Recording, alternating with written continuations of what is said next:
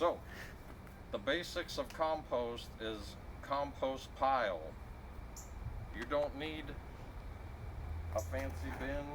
You don't need a fancy tumbler. You just need pile. So to properly make a pile, let me show you how to do it.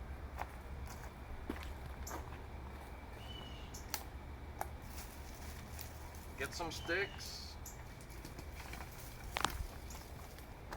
and make a sort of stick nest.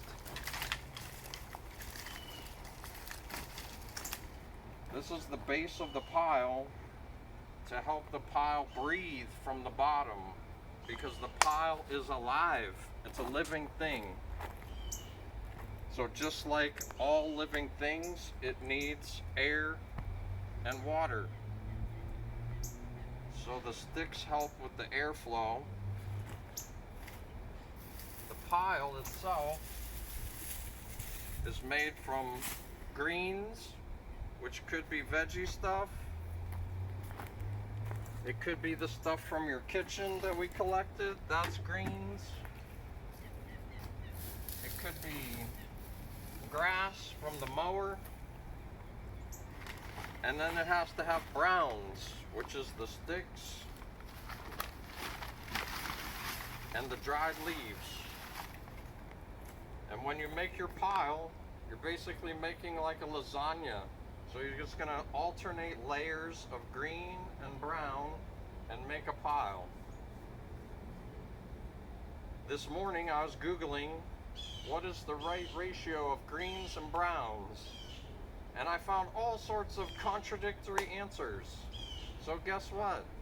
It doesn't really matter that much, but it looks like the consensus is more brown than green.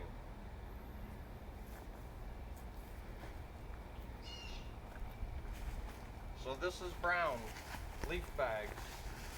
So you take some leaves, you make a layer,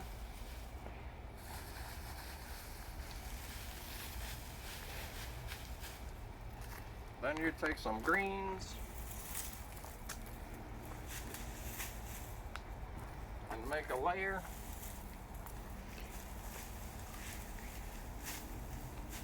Hey Randy, will those greens dry and turn into brown? The whole pile is going to turn into compost.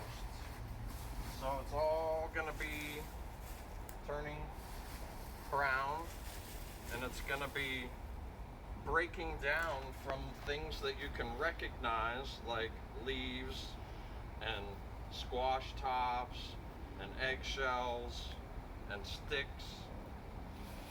And you can see these leaves that I'm putting in here, this leaf bag has just been sitting here. It's already composting. So the leaves that were on the top still look like leaves. This stuff's starting to look like compost because it's breaking down.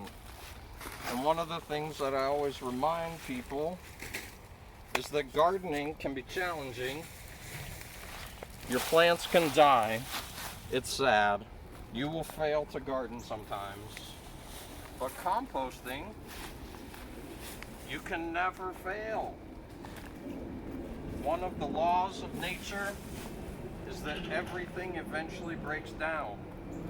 So you will succeed to make compost. If you're really, really bad at it and you don't do things in certain basic principles, your compost might not break down in your lifetime, and you will fail to make compost right away. But you cannot fail to make compost, because nature's going to do it. So that was green, then brown. Here's some more greens.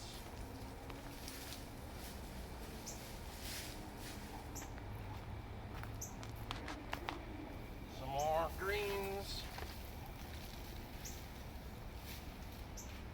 And then browns.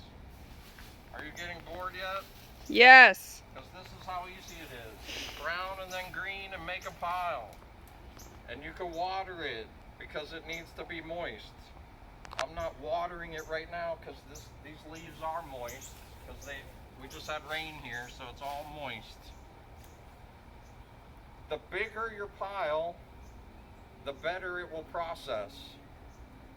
So this pile is about 3 feet by 3 feet on purpose, because that's about the smallest pile that you should make. 3 feet by 3 feet, and ideally 3 feet tall. It gives you enough biological mass so that the science part can work good. The little tiny microscopic creatures that live in our tummies, in our bodies, in leaf material, in vegetables, all those little tiny microscopic creatures are here in this pile. And because we have a good mixture of carbon and nitrogen and H2O and O coming in the bottom, this thing is gonna start to become biologically active like a volcano. They call it cooking.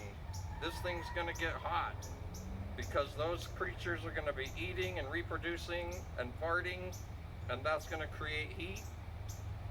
And after a few months, if this pile is kept moist, it's gonna start to turn quickly into something that we can use in the garden. It's gonna look like that back there behind you? This is my compost pile, our compost pile at Resolution Gardens, and you can see this was a big pile with big sticks and old plants from people's garden with the tags still on them. This was like a rosemary or something. There's a sage bush up here. There's grass in here. All of this pile was as big as me, and now you can see it's starting to turn into dirt that can go back into the garden. So let's talk next about how to use the bin system if the pile is too messy for you or you don't have enough space for it.